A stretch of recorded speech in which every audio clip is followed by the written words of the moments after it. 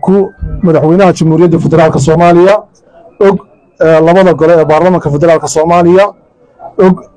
golaha ammaanka ee qaramada midoobay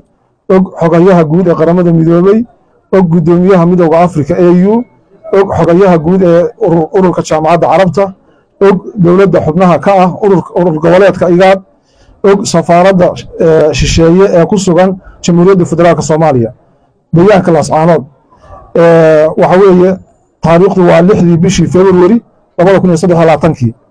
sida bulshada Soomaaliyeed iyo beesha caalamku la socdeen waxa 15 sanadood ee la soo dhaafay ka jiray deegaanada SSC Khaatumo dhibaatooyin badan oo ka dhashay joogitaanka sharci darrada ah ee maamulka Somaliland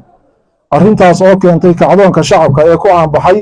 kacdoonka buluugga ah ee ay dadku ku diidan yihiin in lagu qasbo gooni goosad aysan doonayn xasuuq isir sifayn ah shirqoolo lagu beegsanayo haldoorka deegaanka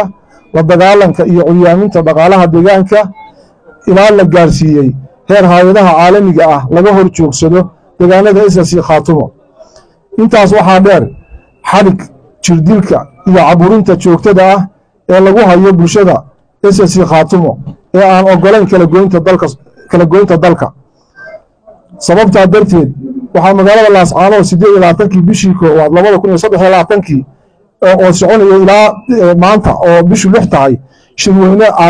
shirweyne ay aayahooda kaga tashanayaan isugu yimid dhammaan isimada uqaasha culimada aqoonyahanka haweenka dhalinyarada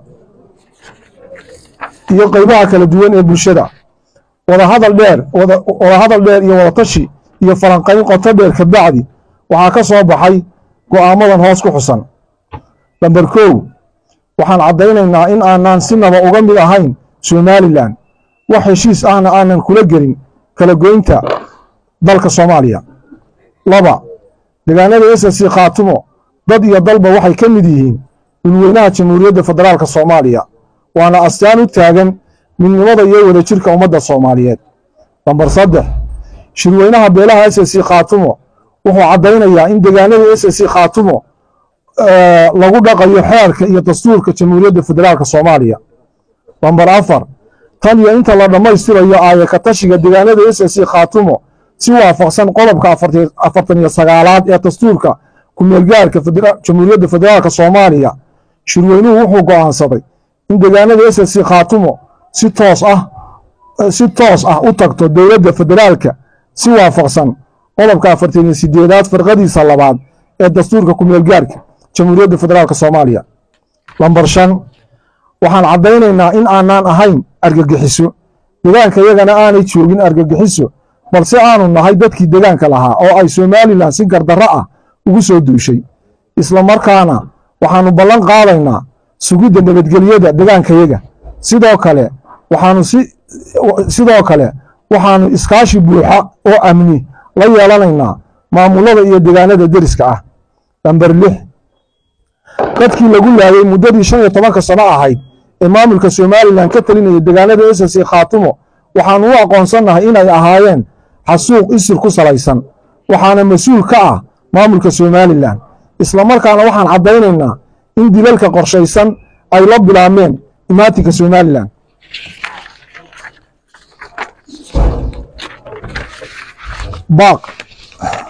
baaq shirweynuhu wuxuu ugu baaqayaa maamulka beelaysan ee la magac baxay Somaliland in ay xushmayso rabitaanka iyo go'aanada dadka deegaanka SSC Khaatumo ee ku salaadeeda ku sugan deegaanada SSC Khaatumo si shuruud la'aan ah b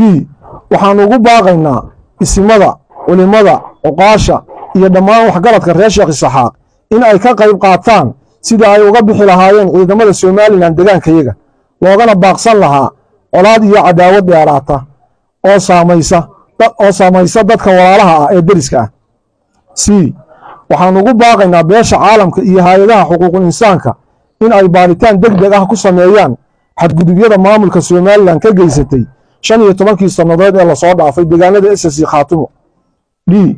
shirweynaha beelaha SSC Khaatumo wuxuu ugu baaqayaa kana codsanayaa dawladda jamhuuriyadda federaalka Soomaaliya iyo beesha caalamkaba inay hadda wixii ka dambeeya si toos ah ugala xiriiraan wixii khuseeya danaha